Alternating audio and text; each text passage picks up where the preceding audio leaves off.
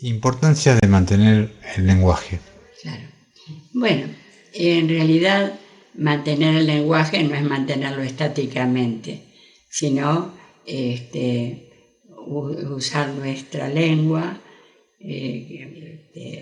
La lengua tiene sus modificaciones y nuevas inserciones que pueden resultar significativas, pero las palabras que vienen ahora aplicadas en textos que pueden ser periodísticos o de otra índole, todos los días como una invasión de palabras que fundamentalmente del idioma inglés.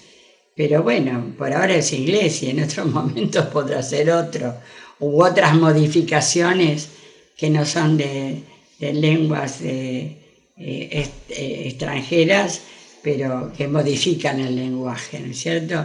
Y entonces también modifican el pensamiento y lo apartan de la significatividad del mismo, y entonces realmente entramos en repeticiones como loros por una imposición exógena que viene por snob o porque como todos lo aceptan, lo terminamos aceptando también, porque no lo cuestionamos, por una pasividad en el uso, y por no ser una mosca blanca, diríamos, ¿no es cierto? Es mucho más fácil estar confundido en lo masivo que emerger como distintivo. Pero llegado a estos momentos, como no se ha evaluado ese cambio que pretendió hacer una crítica de lo anterior, hemos llegado a un punto donde tenemos consecuencias gravísimas, porque no hemos hecho una verificación si ese cambio era bueno o no era bueno, si había que darle otro rumbo. Y, por ejemplo, hay niños que están en un cuarto grado y solo leen en imprenta mayúscula, y no pueden leer en una imprenta minúscula, ni que hablar de la cursiva. Son pocos los chicos que escriben en cursiva, como si fuera un peligro escribir en cursiva, cuando la cursiva es la expresión personal de un funcionamiento psíquico, cerebral, cognoscitivo, que es la expresión de la personalidad. Es decir, hasta está reconocida la existencia de la grafoterapia o también de la grafología, bueno, como una de las ramas de aporte al conocimiento de la escritura y la expresión del ser humano, la relación que existe, ¿no? Y bueno, entonces es como que tenemos alumnos escolarizados que están analfabetos en estos aspectos de la lectoescritura, y cuando tienen que acceder, terminada la escuela primaria, a textos de la secundaria, bueno, también la cosa se complejiza, y ni que hablar cuando pasamos de la secundaria a la universidad, donde en realidad los textos universitarios no están escritos, diríamos, con una adecuación didáctica a los principiantes, están como, diríamos, listos para un acceso de gente que ya viene preparada para iniciar los estudios universitarios. Y nosotros estamos con un montón de alumnos que vienen con déficit de un proceso que no tuvo una secuencia, que no tuvo una afirmación, una consolidación constructiva y eficaz para tener un dominio lingüístico y en consecuencia la posibilidad también de un pensamiento crítico. ¿Cómo se puede constituir un pensamiento crítico si utilizamos términos que no conocemos y los usamos así por imposición? o cuando entendemos que estudiar, investigar o llegar a tener un concepto propio es repetir exactamente lo que hemos leído y no haber hecho también una comprensión, una interpretación y poder hacer una versión, una expresión nuestra coherente con lo leído.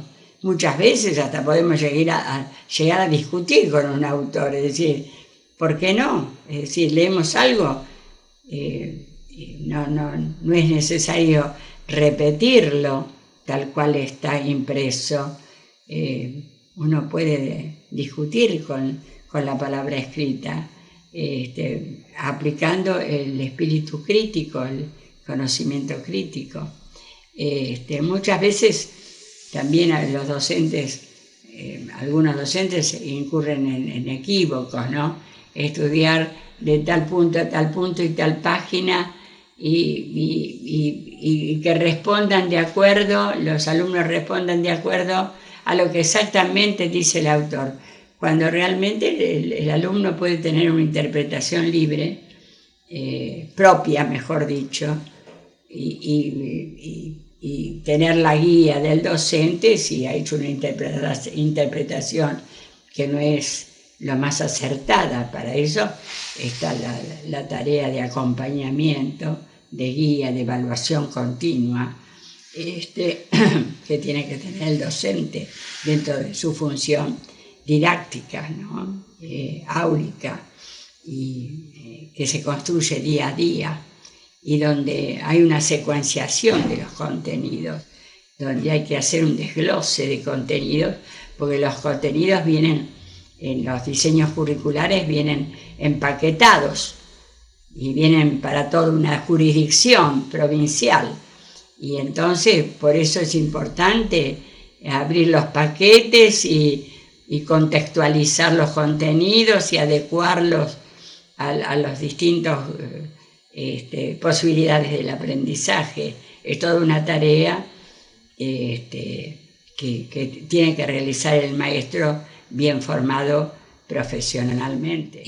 Es tiempo de poner la educación en una mesa para hacer su diagnóstico, analizar cuáles son las problemáticas de la educación, si queremos intentar un cambio que sea el mejor para nuestros alumnos, que lo cual quiere decir para que aprendan de la mejor manera, que es aprender significativamente y que después puedan transferir a la vida, ¿no? Y a otros, a la vida, a otros estudios superiores también. Si no, nos van a quedar élites que realmente pueden lograr ese acceso y otros pobrecitos que se quedaron por el camino.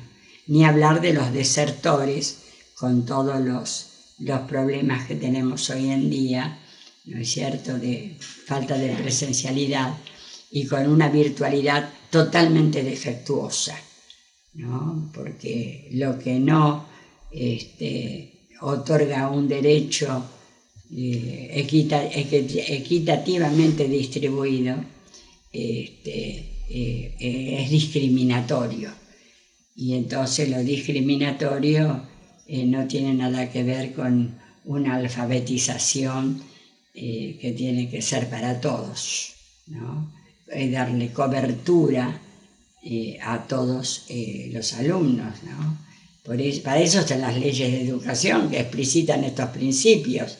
No hay ninguna ley que sea de índole pandémica para hacer cambios que realmente desestructuren la importancia de la escuela y de lo pedagógico didáctico dentro de ella.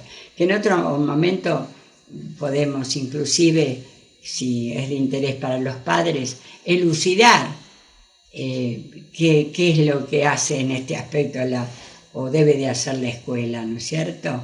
O hacen algunos y no todos, porque también hay diversidad en la formación de los docentes. Tenemos también que lograr una formación docente que asegure que caminemos hacia un punto de encuentro, ¿no? Y no de distintas concepciones que dan distintos productos, llamemos productos, diríamos, a lo que se genera en el alumno, ¿no? Es una palabra no demasiado pedagógica. Pero bueno, todo esto es lo que hay que hacer para, hacer la nueva revolución copernicana en educación, que debemos hacerla lo más pronto posible. Y ahí hay que ponerle inversión filosófica, histórica, científica, científico-pedagógica, el trabajo en equipo, la plata, la inversión para que los cargos docentes estén bien pagos, la inversión para que la formación docente sea lo mejor y para que las prácticas estén unidas a la teoría y que no haya teoría muy linda por una parte y prácticas que son las del derecho de las costumbres. Muchas veces hay ambientes escolares donde pueden entrar las mejores reformas, pero siempre hay una sonrisa que dice, no te preocupes, todo va a seguir igual. Somos un poco propensos a veces a esas cosas, ¿no? Decir sí, y hacemos otra cosa. Bueno, eso también tiene que ver con nuestra formación. Hay mucho que hacer en educación, pero lo que no podemos seguir perdiendo tiempo. Es decir, que necesitamos la fuerza de la convicción para generar todos los cambios a favor de que las escuelas sean los ámbitos de la mejor educación. Fundamentalmente me refiero al jardín de infantes, a la primaria, a la secundaria, que si están aseguradas esas instancias, vamos a tener un acceso equitativo a la universidad.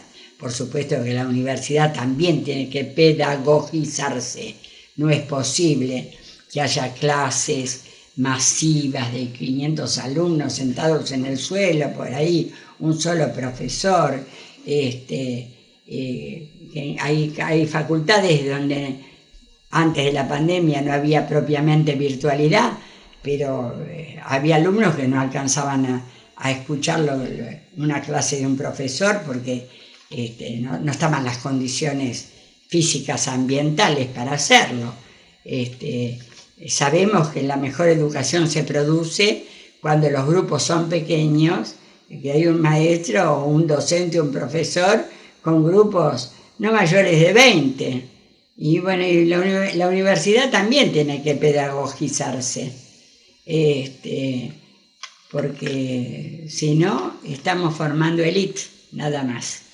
Y a veces élite salen buenos en serio, y otros que no salen tan buenos, pero han podido mantenerse en el sistema hasta la terminalidad de los estudios, porque han tenido condiciones que le han permitido mantenerse, ¿no? Y otros han tenido que desertar porque no han soportado los embates circunstanciales que han venido en contra de sus propósitos de educarse y los de su familia. ¿Cuántos estudiantes se han tenido que retirar a sus provincias, a sus lugares, porque no han podido soportar ni económicamente, ni virtualmente, ni de ninguna manera sus estudios, ¿no? Y ni las prácticas que son tan necesarias, porque no podemos virtualizar la práctica. La práctica es práctica y genera teoría. Y entonces sí, bueno, teoría y práctica, práctica y teoría, ida y vuelta. Pero si no, lo otro sale realmente mutilado. Así que bueno, yo me ofrezco a integrar con lo que puedo aportar junto con otros especialistas algún grupo que busque el logro de las mejores escuelas para lo que necesita nuestro pueblo y en la forma más urgente posible. Ya hemos perdido bastante tiempo, por lo menos en reacondicionar todas las escuelas en su infraestructura para que después podamos volver a una presencialidad saludable y pedagógica. Pero si no empezamos hoy ya de la mejor manera, invirtiendo, con planificación, sabiendo hacia dónde vamos, con consenso y con convocatoria de todos los que están realmente interesados en tener la mejor educación para el país, ¿no? No solo los llamados expertos, sino todos los que pueden aportar, especialmente los que han tenido experiencia educativa y buena formación, ¿no? Y bueno, hacer algo, muchas veces se hacen las grandes reformas. Ha habido la reforma de allá de los 90, ¿no? Uno cuando lee los fundamentos teóricos, preciosos, pero las aplicaciones después fueron un desastre, como pasó con la provincia de Buenos Aires, debemos de decirlo lastimosamente. La reforma educativa que implementó la provincia de Buenos Aires fue totalmente destructiva para la educación de los niños. Se le sacó un año a la primaria, se le agregó a la secundaria, a los chicos se los puso junto a los adolescentes. Primero los adolescentes se los convirtió en niños, haciendo una primaria larga. Es decir, una serie de cosas que no fueron operativas. La habrán traído de afuera, como generalmente se traen, diríamos, reformas extranjeras, ¿no? Que son como zapatos que no están adaptados a la medida del pie, ¿no? Entonces no calzan, no son operativos de ninguna manera. Pero claro, parece que lo de afuera tiene más valor que lo nuestro, cuando realmente si valoráramos a los buenos docentes argentinos,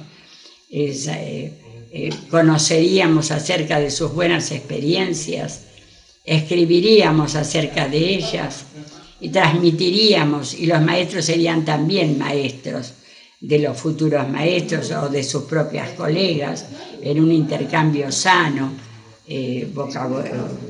vocacional, con miras al servicio al niño, sin ningún tipo de retaseos, ¿no?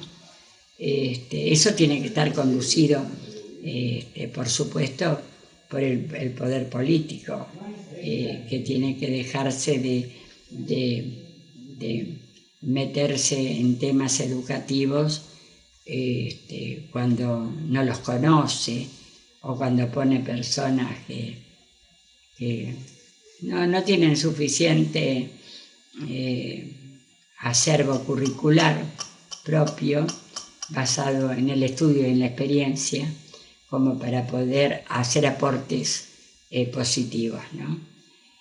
Y si no lo hacemos ahora, realmente la Argentina, vuelvo a decir, no tiene futuro. Un país con toda la potencia para desarrollarse como una gran nación, abierta también a la solidaridad, como siempre ha sido, pero no lo va a lograr porque la inversión educativa lleva por lo menos, si empezamos hoy, lo menos 30 años de